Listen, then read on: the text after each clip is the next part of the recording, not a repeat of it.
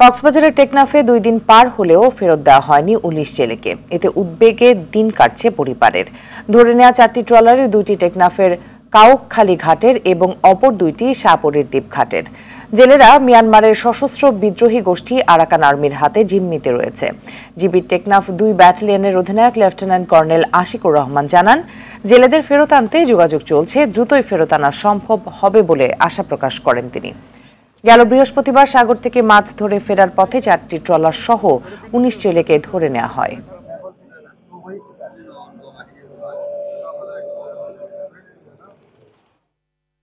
দর্শক, এই বিষয়ে আরো জানাতে টেকনাফ থেকে সরাসরি যুক্ত হচ্ছেন সহকর্মী শাহিন শাহ। শাহিন, 2 দিনেও উদ্ধার হয়নি জেলেরা, এ নিয়ে প্রশাসন কি বলছে জানাবেন।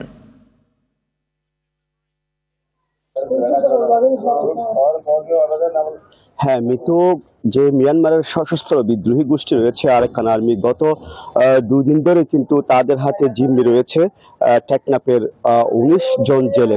সেই সাথে তাদের সাথে 4টি মাছ শিকারের ট্রলারও রয়েছে। সেই ট্রলারে কিন্তু একাধিক মন মাছ রয়েছে বলেও আমরা জেলেদের কাছ থেকে জানতে পেরেছি। এবং যে জিম্মি থাকা জেলেরা এবং তাদের পরিবারের মাঝে একটি যোগাযোগ হচ্ছে বলেও আমরা বিভিন্ন মাধ্যমে জানতে পেরেছি। এর প্রেক্ষিতে যেটি আমরা জানতে পেরেছি, তাদেরকে এখন অবধি পর্যন্ত ওখানে জিম্মি রাখা হয়েছে এবং তাদেরকে টাকা পয়সা দাবি দাওয়া করছে। সেই সাথে যে ওখানে যে ট্রলারে মাছ রয়েছে সেই মাছগুলো তারা লুট করেছে। পাশাপাশি এখানকার যে আইন শৃঙ্খলা রক্ষাকারী বাহিনী রয়েছে, উপজেলা প্রশাসন এবং বিজিবি, তাদের সাথে আমি কথা বলেছি। লেফটেন্যান্ট কর্নেল আশিকুর রহমান এবং উপজেলা নির্বাহী কর্মকর্তা এহসান উদ্দিন আমাকে যেটি বলেছেন, তাদের সাথে যোগাযোগ করা হচ্ছে এবং খুব শীঘ্রই তাদেরকে ফেরত আনার আশা প্রকাশ করেছেন। সেই সাথে যারা অপহৃত জেলে পরিবার রয়েছে তাদের মাঝে কিন্তু উদ্বেগ, উৎকণ্ঠা এবং হতাশা দেখা দিয়েছে। তারা জানিয়েছেন যে বারবার যে আরাকান আর্মির শিকার হচ্ছে, আরাকান আর্মির যে অপহরণের শিকার হচ্ছেন, এর প্রেক্ষিতে কিন্তু সাগরে মাছ শিকার নিয়ে একটা সংশয় এবং শঙ্কার মধ্যে আছেন তারা।